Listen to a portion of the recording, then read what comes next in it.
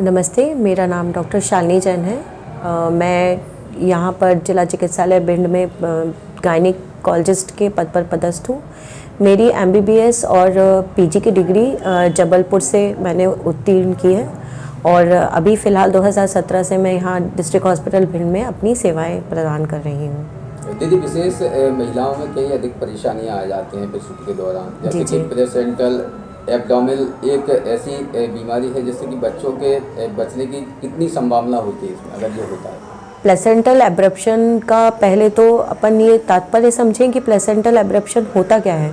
Placental abruption का मतलब होता है जो प्लेसेंटा, जिससे जो शिशु है गर्भ में, उसको खान पीन और रक्त का प्रभाव माँ से मिलता रहता है, जिससे उसकी पूरी ग्रोथ होती है और उसको उसकी परवरिश पूरी पेट में एक प्लेसेंटा के थ्रू पूरी पहुंची जाती है।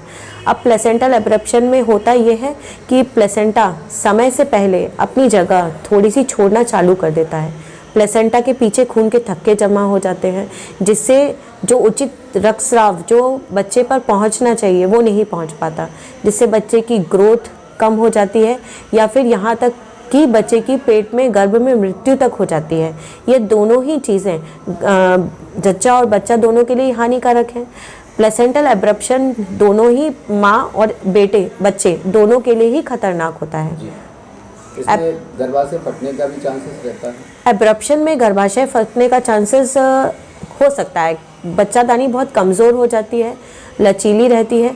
अगर हम ज़बरदस्ती डिलीवरी कराएं बिना जाने तो इन सब चीज़ों में गर्भाशय भी फट जाते हैं। अब इन चीज़ों से बचना सिर्फ एक ही तरीका है कि हमें प्रॉपर एएनसी चेकअप करना चाहिए।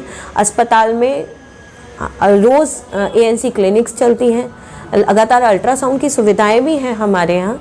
अगर कोई भी दिक्कत होती है प्रसूति को तो वो आके तुरंत दिखा सकती है या भर्ती हो सकती है। दूसरी बात, माह में, हर माह नहीं तो कम से कम 1.5 से 2 माह में गर्भवती महिलाओं अपना चेकअप कराने अस्पताल तो जा ही सकती हैं। ये कराना ही बहुत चीज़ों को बिन बुलाए जो भी मुसीबतें आती हैं काफ़ी चीज़ों को कम कर देता है और बंद कर देता है। अगर हम समय रहते इन चीज़ों का आंकलन कर दें तो हम जच्चा और बच्चा दोनों को बचा सकते हैं। अगर गर्भाशय में ये जो एब्रप्शन हुआ है इसमें अगर 34 वीक से पहले, मतलब 34 हफ्ते से पहले अगर ये हो जाता है तो इसमें सिर्फ बेड रेस्ट कराते हैं, ब्लीडिंग रोकने की कोशिश करते हैं और जहाँ तक हम कोशिश ये करते हैं कि बच्चा 34 हफ्ते तक चला जाए। अगर 34 हफ्ते तक भी नहीं पहुंच पाता है तो जच्चा को बचाने के लिए इमरजेंसी सिजेरियन सेक्शन करना पड़ता है। और 34 हफ्ते के बाद अगर ये चीज़ होती है, जैसे अचानक से ब्लीडिंग होना, रक्तस्राव चालू हो जाना, हल्की हल्की दर्द आने लगना और कोई भी कारण से चोट लगने के बाद ब्लीडिंग स्टार्ट हो जाए, तो ऐसी सूरतों में अगर गर्भवती महिला 34 हफ्ते के ऊपर है तो तुरंत सिजेरियन सेक्शन करना जच्चा और बच्चा दोनों के लिए सही रहता है। विशेष इसकी सावधानियां कैसे रखना चाहिए जिससे कि हम अपने प्लेसेंटा को सही रख सकें, गर्भाशय को सही रख सकें? बिल्कुल, खान पीन सबसे इम्पॉर्टेंट काम है, क्योंकि प्लेसेंटा का काम ही प्रॉपर ऑक्सीजन और ब्लड सप्लाई करना होता है गर्भाशय में बच्चे को। गर्भाशय में जो पल रहा बच्चा है वो सिर्फ और सिर्फ खून की बदौलत ही बढ़ता है। अगर हम खान पीने में आयरन उचित, जितना आयरन रिच फूड होता है जिसमें आयरन की मात्रा बहुत ज़्यादा होती है, वो अगर समय से खाएं, समय से फल फ्रूट, क्योंकि अमाइनो एसिड्स की कमी सिर्फ फल फ्रूट ही पूरे कर सकते हैं, जो हम नहीं खाते। हम सोचते हैं शायद दवाइयों से ही ये चीज़ों की पूर्ति हो जाएगी। हाँ, बिल्कुल दवाइयाँ अपनी जगह हैं, पर खाने की जो थाली सजी हुई है वो ज़रूरी है। अगर ये नहीं होगी तो दवाइयाँ भी किसी काम की नहीं है। तो हमें अपना पौष्टिक आहार पूरा लेना चाहिए और समय समय से अपन को दिखाते रहना चाहिए। वैसे पौष्टिक आहार में क्या जरूरी है? हरी पत्तेदार सब्जियां हैं, ब्रोकली है, केले हैं, फल हैं, मठा है, चटनी है। चटनी क्या है? खट्टी चीज़ जो होती है खाने में, वो आयरन का जो पाचन के बाद उसका एब्जॉर्प्शन होता है वो बहुत अच्छे से बढ़ा देती है, जिससे कि आयरन अगर कम एब्जॉर्ब हो रहा होगा तो खट्टी चीज़ों के साथ वो एब्जॉर्ब होना ज़्यादा चालू कर देता है और हीमोग्लोबिन की मात्रा ब्लड में बहुत अच्छी रहती है। विशेष प्लेसेंटा को स्वस्थ रखने के घरेलू नुस्खे भी होंगे जिसमें हम घर में भी इसका साथ कहीं ना कहीं उपचार कर सकें? एक मुख्य तौर पर खाना ही एक वो है, वो जो आपके हाथ की चीज़ है, जो हम ये इसको अपने हाथ से अच्छा स्वस्थ बना सकते हैं प्लेसेंटा। गर्भाशय के दौरान पर्याप्त फॉलिक एसिड लेना कितना महत्वपूर्ण माना जाता है?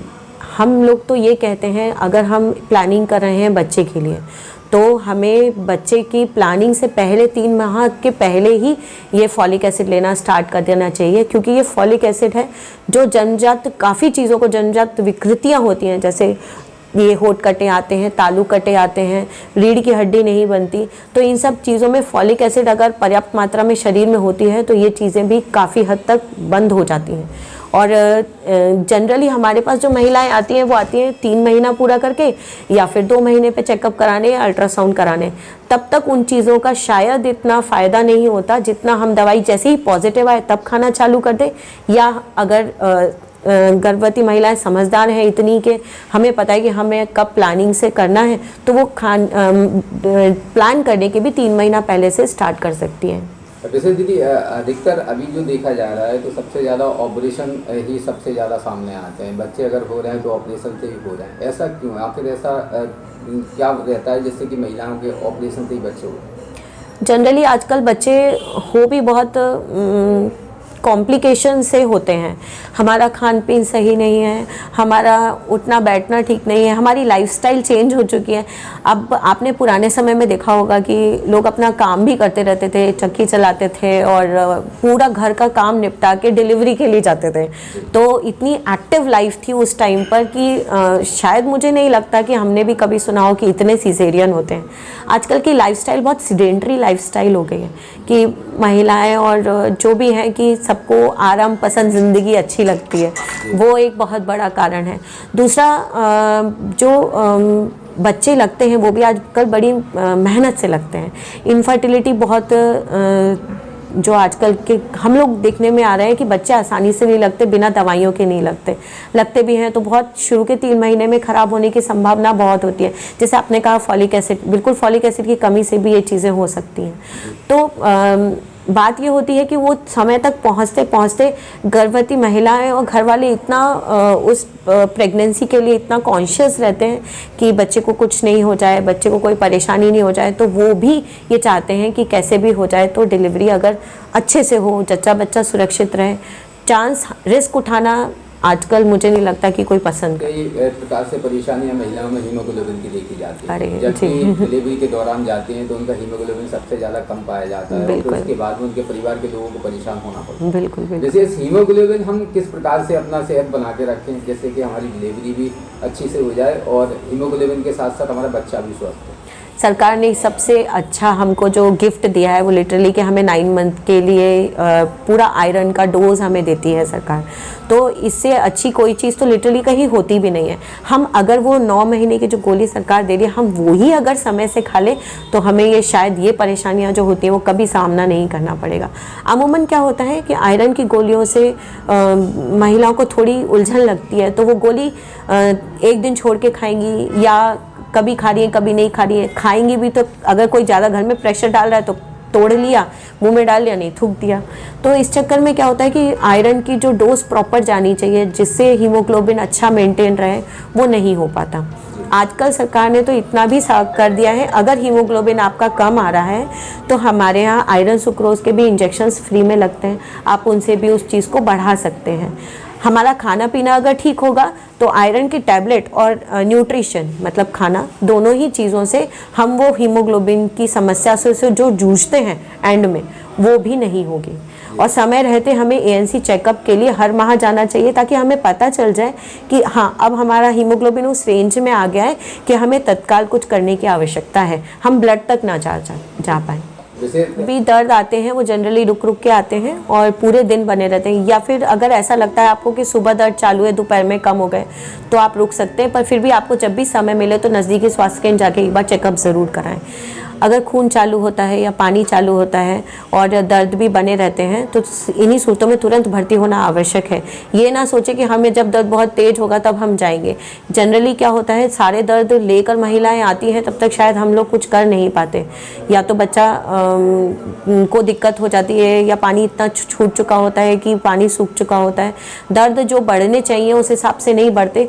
ये हम तभी पता कर सकते हैं जब महिला हमारे साथ पूरे दिन रहे या समय रहते समय पे आ जाए, तो हम उसका जो भी करना चाहें या ट्रीटमेंट आगे क्या करना है, नॉर्मल डिलीवरी की तरफ लेके जाना है या सिजेरियन की तरफ लेके जाना है, ताकि समय रहते उस चीज़ का डायग्नोसिस हो सके और महिलाएं घर में बैठ के कुछ अपने आप कुछ ऐसा काम ना कर दें कि जच्चा और बच्चा दोनों के लिए हानि हो जाए।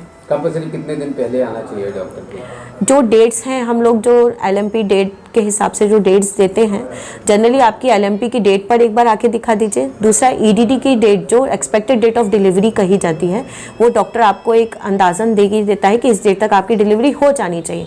इनकेस अगर नहीं होती तो अगले दिन आपको तुरंत दिखाना है।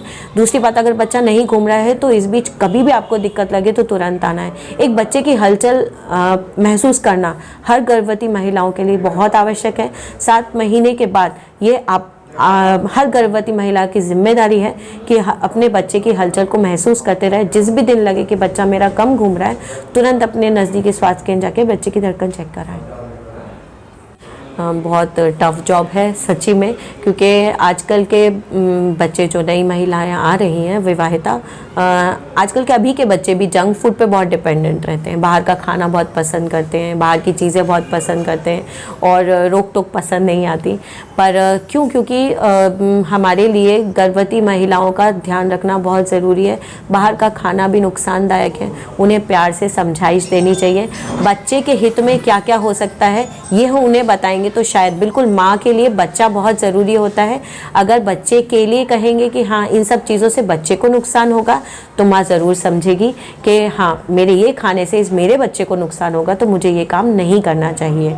और घर की बनी हुई शुद्ध और साफ़ चीज़ें ही खाएं, बाहर की चीज़ें बिल्कुल भी ना खाएं। जैसे स्पाइस चीज़ें जो होती हैं जिसमें मिर्ची तीखा, बिल्कुल आजकल मोमोज हैं, चाट हैं, टिक्की है बाहर की चीज़ें ना खाएं बेसिकली। हाँ बिल्कुल नहीं करना चाहिए। अच्छा, अब विशेष दीदी, जैसे प्रसूताएं जो आती हैं जिला अस्पताल के अंदर, अधिकतर आपको दिखाने के लिए आए या फिर कार्ड बनवाने के लिए आए, उसको उनको शुरुआत से लेकर 9वें महीने तक अपनी देखभाल किस प्रकार से करना भी आवश्यक है? समय समय रहते अपना चेकअप कराने के लिए अपने स्वास्थ्य केंद्र में जाना है। हमेशा अपने खाने का एवं पानी पीने का भी बहुत ध्यान रखना है। पानी की मात्रा भी सटीक होनी चाहिए। 10 से 15 ग्लास पानी अपन को रोज़ाना पीना चाहिए। खाने के साथ साथ नॉर्मली प्रेग्नेंट लेडीज़ क्या करती हैं, खाना खाया तभी 1 ग्लास पानी पी लिया, उनको प्यास लगती नहीं है। इस चक्कर में क्या होता है, बहुत सारे कॉम्प्लिकेशंस भी हो जाते हैं। तो खाना भी ज़रूरी है, पानी भी बहुत ज़रूरी है और समय समय रहते अपना चेकअप बहुत ज़रूरी है। विशेष कार्य करना भी अति आवश्यक है। बिल्कुल कार्य करेंगे तभी तो समय रहते। क्या होता है जनरली आजकल की लेडीज़ को काम करना पसंद नहीं है, पर ऐसा नहीं है, क्योंकि थोड़ा बहुत कार्य करना शरीर के लिए भी ज़रूरी है, जिससे रक्तस्राव शरीर का बहुत अच्छा होता है, बच्चे पर भी अच्छा खून चढ़ता है। दूसरी बात, हमारा दिमाग जो होता है वो फ्रेश रहता है। हम कार्य में अगर व्यस्त रहेंगे तो हम टेंशन नहीं लेंगे और हमें भूख भी पर्याप्त लगेगी। हम समय रहते खाना खाएंगे, समय रहते पानी पिएंगे, उससे अपनी साइकिल जो दिनचर्या होती है वो बहुत अच्छी मेंटेन रहती है। विशेष क्या अपील करना चाहेंगे हमारे दर्शकों से? बस यही कि आप समय समय पे स्वास्थ्य केंद्र का लाभ लेते रहें और हर मंथ अपना चेकअप ज़रूर कराएं। कोई भी चीज़ की कमी ना होने दें खाद्य पदार्थों में और पानी का सेवन पर्याप्त करें।